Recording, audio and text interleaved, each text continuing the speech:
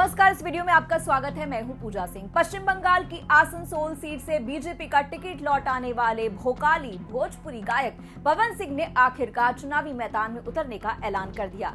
अब अपने गृह राज्य बिहार के काराकाट सीट से वो चुनाव लड़ने जा रहे हैं। पहले पवन सिंह से ही कुछ बात कर लेते हैं। भाई पवन सिंह जी, चुनाव लड़ना ही था तो पहले वाला टिकट वापस क्यों किया? आसनसोल से खून पसीने का रिश्ता बताकर 4 दिन बाद क्यों आप पीछे हट गए? 2024 में खुद बीजेपी में शामिल हुए, फिर बीजेपी से पल्ला क्यों झाड़ लिया? खैर, पवन सिंह के इस ऐलान के साथ ही सबसे ज्यादा राष्ट्रीय लोक मोर्चा के सुप्रीमो उपेंद्र कुशवाहा की दिल की धड़कनें अब बढ़ गई हैं, टेंशन में है। वो 10 साल से इसी सीट पर चुनाव लड़ते आ रहे हैं और इस बार भी यहीं से चुनावी मैदान में है।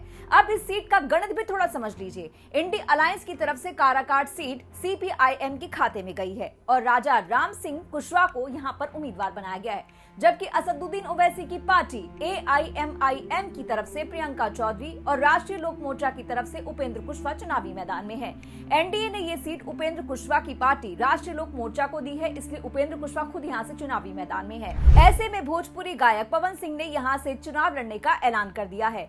काराकाट सीट उपेंद्र कुशवाहा की पारंपरिक सीट है। साल 2014 में उपेंद्र कुशवाहा ने आरजेडी के क्रांति सिंह को हराकर यहाँ से जीत हासिल की थी। इसके बाद 2019 में बीजेपी के साथ गठबंधन किया। काराकाट सीट जेडीयू के खाते में गई। जेडीयू ने इस सीट पर महाबली कुशवाहा को उतारा, जबकि महागठबंधन में शामिल उपेंद्र कुशवाहा फिर से अपनी ही पार्टी की तरफ से यहाँ पर चुनावी मैदान में उतर गए, लेकिन महाबली कुशवाहा ने उन्हें चुनाव में हरा दिया। अब उपेंद्र कुशवाहा तीसरी बार अपनी किस्मत इसी सीट पर आजमा रही हैं और संसद पहुंचने की जुगत में लगे हैं। लेकिन भोजपुरी गायक पवन सिंह के ऐलान से उनका पूरा गेम गड़बड़ा गया है। वो ये बात नहीं समझ पा रहे हैं कि गायक ने चुनाव लड़ने के लिए इस सीट को क्यों चुना है। हालांकि ये सवाल तो आम जनता के मन में भी है। काराकाट सीट से पवन सिंह को क्या प्रेम है? वो चाहते तो अपनी पसंदीदा सीट आरा या बक्सर से भी चुनाव लड़ सकते थे, फिर काराकाट सीट पर ही क्यों आए हैं? माना ये जा रहा है कि अगर पवन सिंह निर्दलीय भी चुनावी मैदान में आते हैं तो वो बड़ी संख्या में भोजपुरी वोटर्स को अपनी तरफ कर सकते हैं और इसका सबसे ज्यादा नुकसान एनडीए यानी उपेंद्र कुशवाहा को हो सकता है। माना ये जा रहा है कि उपेंद्र कुशवाहा और पवन की लड़ाई से महागठबंधन का उम्मीदवार चुनाव जीत सकता है। वहीं अगर दूसरी तरफ देखें तो बीजेपी नेता इस मसले पर कुछ भी नहीं कह रहे और कोई बड़ी बात नहीं कि इसके पीछे बीजेपी का ही कोई बड़ा प्लान हो। जब दो कुशवाहा समाज के लोग मैदान में हो तो वोट तो बटेंगे ही। ऐसे में वोटर्स को कैसे पोलराइज किया जाए ये बीजेपी के चाणक्य को अच्छी तरह पता है।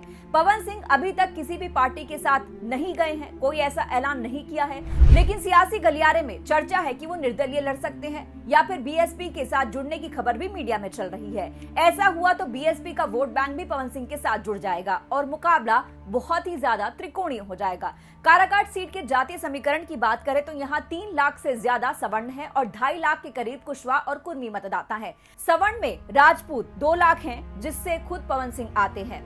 ऐसे में माना ये जा रहा है कि पवन सिंह के पक्ष में राजपूत मतदाता जा सकते हैं। वैसे भी पवन सिंह भोजपुरी के सुपरस्टार गायक हैं और सोशल मीडिया में उनका कोई भी गाना आते ही मिलियन व्यूज तक पहुंच जाता है। उनके फॉलोअर्स भोजपुरी और मगही दोनों ही है। ऐसे में पवन सिंह को कमतर आंकना दोनों ही गठबंधन के लिए बड़ी भूल साबित हो सकता है। इस खबर पर और पवन सिंह के चुनावी मैदान में उतरने को लेकर आपकी क्या राय है? कमेंट बॉक्स में जरूर कहिएगा। नमस्कार।